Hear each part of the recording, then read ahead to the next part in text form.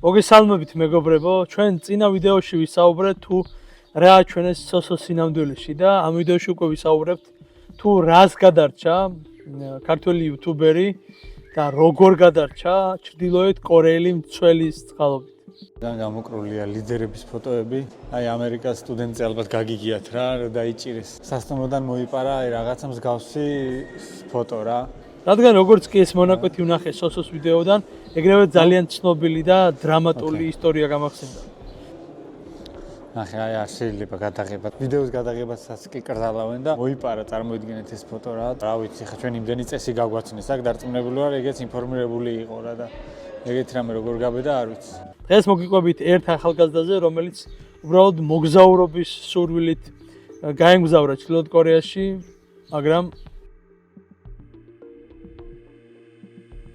დიახ, ეს ვიდეო ერთ ბიჭზეა, რომელსაც უბრალოდ უნდოდა რომ ახალი ქვეყანა და განსხვავებული საზოგადოება ენახა.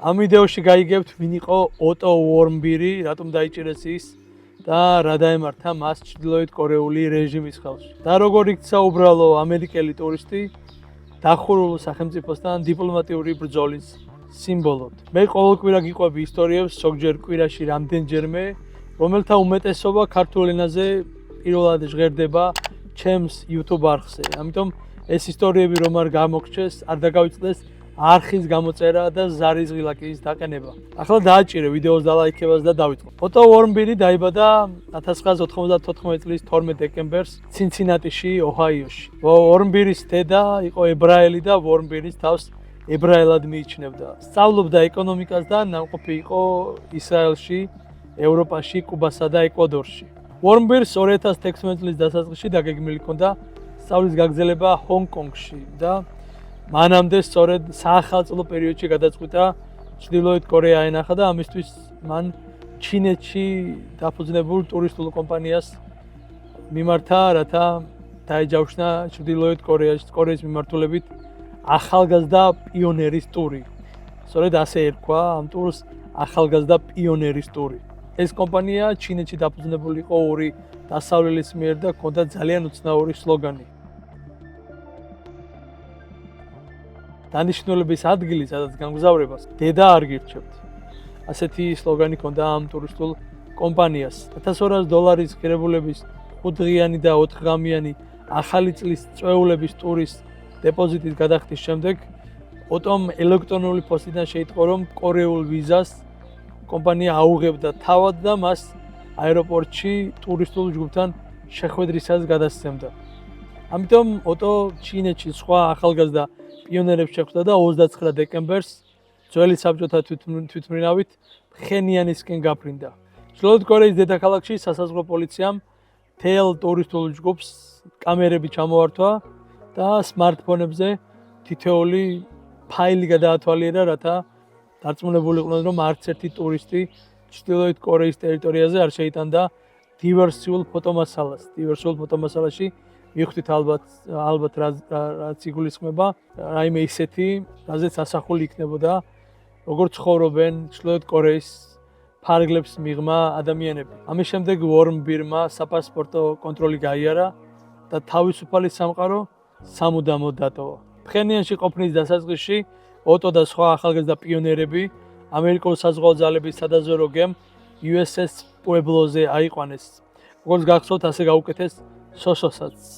ჩვენ ამ გემზე და ჩრდილოეთ კორეელების მიერ 1968 წელს დატყვევებულ ამერიკულ გემზე წინა ვიდეოში ვისაუბრეთ და თუ არ გინახავთ, გირჩევთ რომ ნახოთ ეს მართლაც ძალიან საინტერესო ვიდეო, სადაც მოყოლილია ამ გემზე თუ როგორ დაატყვევეს ამერიკული გემი ჩრდილოეთ კორეელებმა და რა ბედი ეწია ამ გემზე მყოფ ამერიკელებს. ამ ვიდეოს გახსენებაზე თან არხის გამოწერასაც შეგახსენებ და თუ ჯერ კიდევ ფიქრობ გამოიწერო თუ არა, თუ მოგწონს ჩვენი არხი, მაშინ მიაჭირე subscribe-ს. გავაგრძელოთ ისტორიის მოყოლა.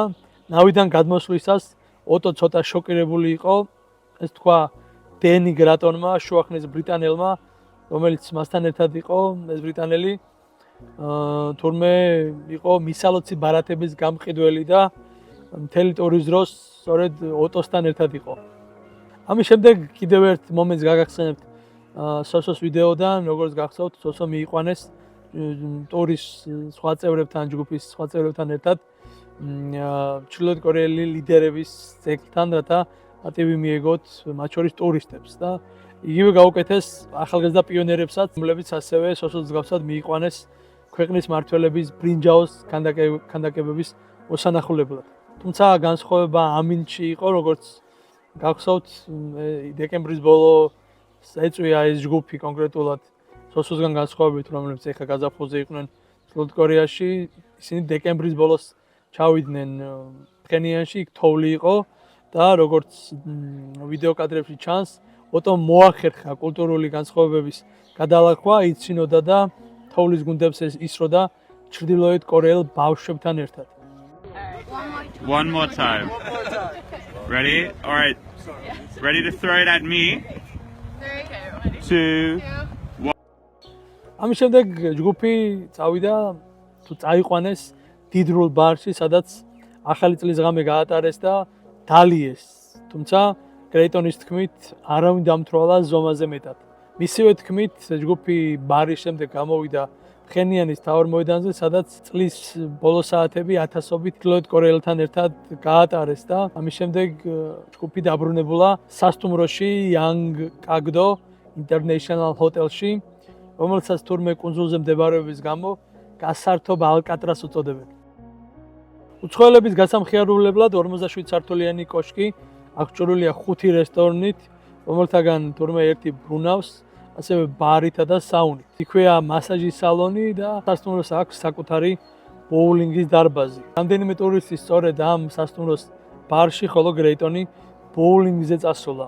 ვერავინ გაიხსენა, სად იყო ოტო 2 საათის განმავლობაში. აქ იწყება ისტორიის ყველაზე მნიშვნელოვანი ნაწილი. კორეის სასამართლო პროცესის თანახმად ახალი წლის დილის 2 საათზე უორმბირი შევიდა სასტუმროს ისეთ ნაწილში, სადაც მხოლოდ პერსონალს შეეძლო შესვლა, შევიდა, რათა მოეპარა კორეის ლიდერის ფოტო.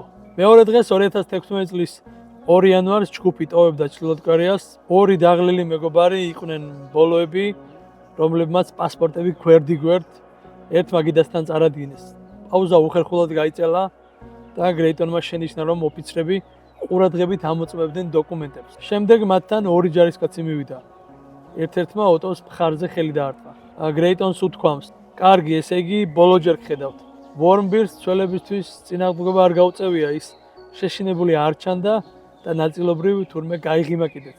ჯგუფის სხვა წევრები თვითმფრინავში ავიდნენ და როცა ისინი ტერმინალიდან გასვლას აპირებდნენ, ოფიციალური პირი მივიდა მათთან და განუცხადა, რომ ოტო ძალიან ავად იყო და საავადმყოფოში გადაიყვანეს.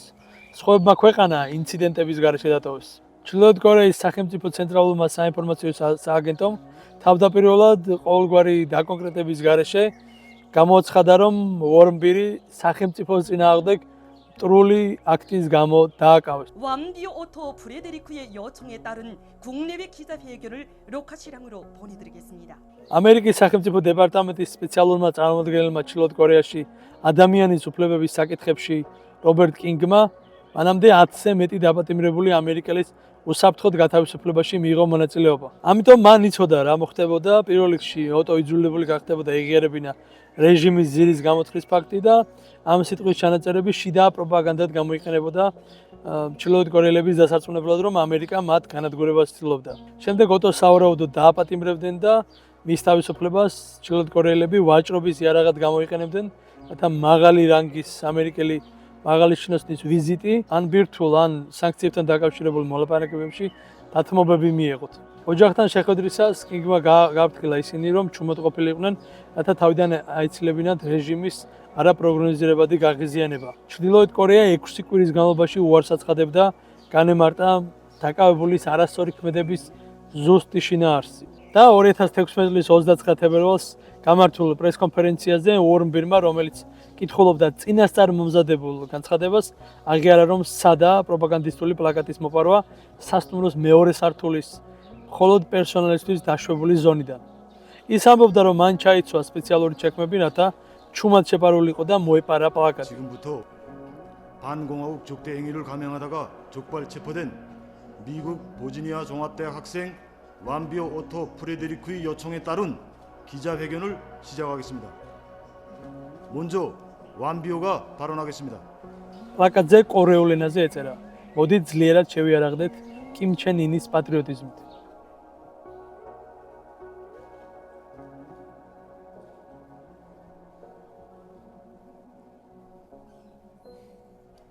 First, I would like to thank everyone. ვორნბირის აღიარებაში ასევე ნათქვამია, რომ პლაკატის მოპარვას გეგმავდა მისი მშობლიური ქალაქის მეთოდისტური ეკლესიისა და Z-საიდუმლო საზოგადოებისთვის ვირჯინიის უნივერსიტეტში, რომელშიც მას გაწევრიანება სურდა. ამას აკეთებდა ამერიკის ადმინისტრაციის წაკეზებით, რათა ზიანი მიეყენებინა ჩრდილოეთ კორეელი ხალხის შრომის ეთიკისა და მოტივაციისთვის. სახში კი ჯილდო წაეღო. მისი საჯარო აღიარების დეტალები არ ემთხვეოდა ერთმანეთს, მაგალითად ოტო ებრაელი იყო და რანაირად იქნებოდა დაკავშირებული ის მეთოდისტურ ეკლესიასთან. რაც უნდა მომხდარიყო იმ 2 საათის განმავლობაში, როცა გრეიტონი 1 იანვარს დილის 4 საათსა და 30 წუთზე დაბრუნდა თავის ოთახში, ოტოს უკვე ეძინა. როგორც იცით, ჩრდილოეთ კორეაში მათი ლიდერის სახელის ან გამოსახულების ან მსგავსი ნივთების დაზიანებას ან მოპარვას ჩრდილოეთ კორეის მთავრობა სერიოზულ დანაშაულად თვლის.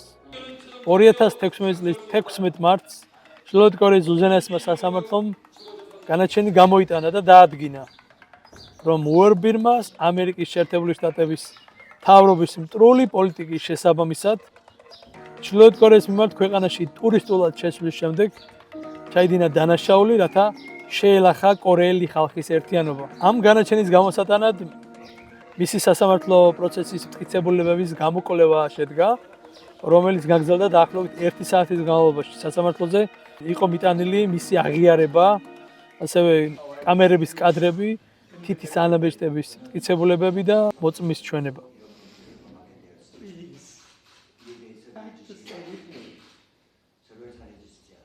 Please save my life.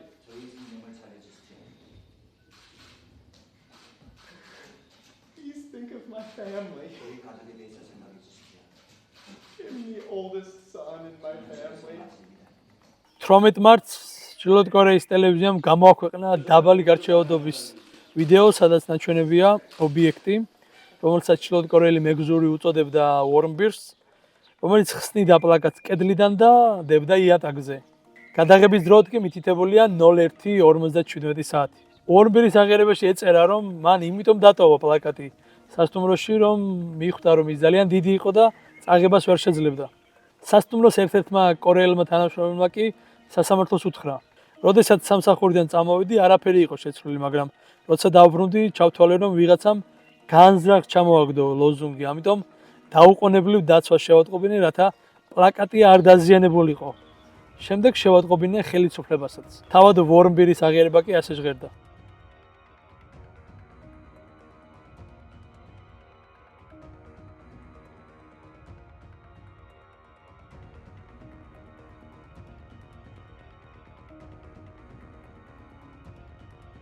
ვორნბირს ჩრდილოეთ კორეაში 15 წლიანი მძიმე შრომა მიესაჯა.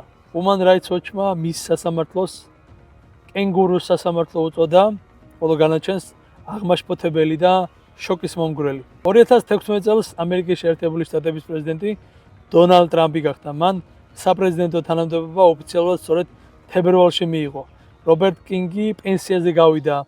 ოტოსაქმე კი ჩრდილოეთ კორეის პოლიტიკის ახალ დანიშნულმა სპეციალურმა წარმომადგენელმა ჯოზეფ იუნმა გადაიბარა. იუნმა ნორვეგიაშიც კი იმოგზაურა, რათა პენსიაზე გასული დიპლომატების მიერ ოფიციალური კომუნიკაციის არარსებობის პირობებში საიდუმლო ბირთვული მოლაპარაკებების ფარგლებში ჩრდილოეთ კორეის რამდენიმე მაღალი რანგის ოფიციალური პირი ენახა და მათ მოლაპარაკებოდა.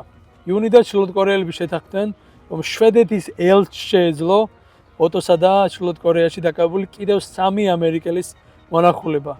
საბოლოოდ, როგორც ამბობენ, წარმოადგენლებს მხოლოდ 1 ამერიკელის დაკავებულის ნახვის უფლება მიეცა, თუმცა ეს ვორნბირი არ იყო. ივნისის დასაწყისში იუნს მოულოდნელად შეატყობინეს, რომ კორეელები ითხოვდნენ ნიუ-იორკის არხთან დაუყოვნებლივ კომუნიკაციას. მანჰეტენზე იუნს კორეელებმა უთხრეს, რომ ვორნბირი უგონო მდგომარეობაში იყო.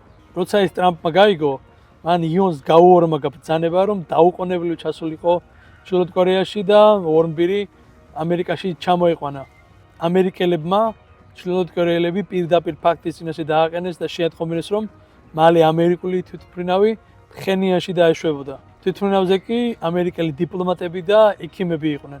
ერთ-ერთმა ოფიციალურმა პირმა თქვა, რომ მათ ძალიან შეეშინდათ, რადგან მიუხედავად იმისა, რომ ჩრდილოეთ კორეელებმა საბოლოოდ განაცხადეს, რომ თვითმფრინავი დაშვება შეძლებდა, ანუ მიცეს ამის უფლება ამერიკელებს, არავინ იცოდა, როგორი დახვედრა ელოდათ ამერიკელებს კორეაში. თვითმფრინავის ფხენიანში დაშვებას იდეალური ხმით მოლაპარაკე დისპეჩერი უძღვებოდა. ჯარისკაცებით სავსე ავტობუსით ამერიკელები ასაფრენი ზოლიდან გადმოიყვანეს და თვითმფრინავი იაპონიაში დაბრუნდა.